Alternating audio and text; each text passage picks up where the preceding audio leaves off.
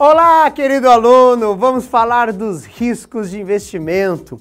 Quando a gente faz uma aplicação financeira, tem lá assim uma rentabilidade esperada, que é uma expectativa que a gente cria com base no passado.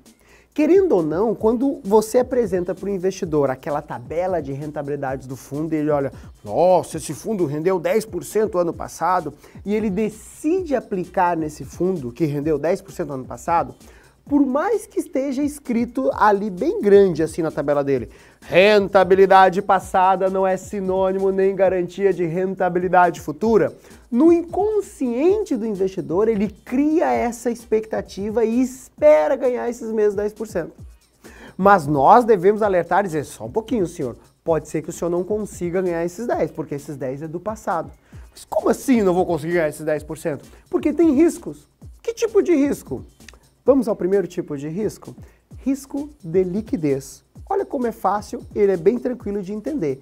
O que é o conceito de liquidez?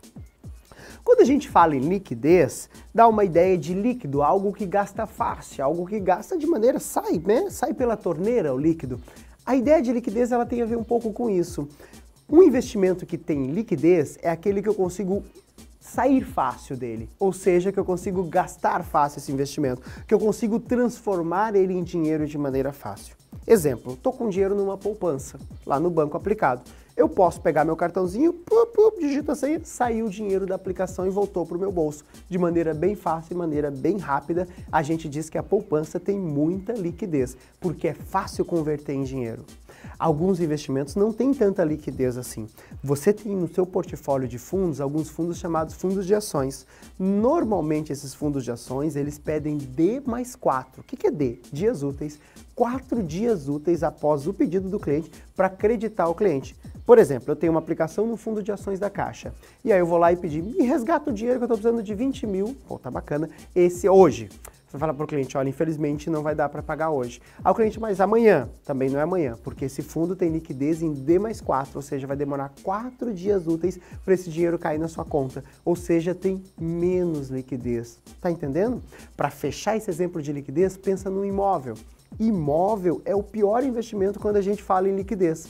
Porque quando você investe seu dinheiro em imóvel, se você precisa dele com pressa, não dá. O que caracteriza risco de liquidez é quando tem muitas pessoas vendendo e poucas pessoas comprando. Essa é a principal característica de risco de liquidez.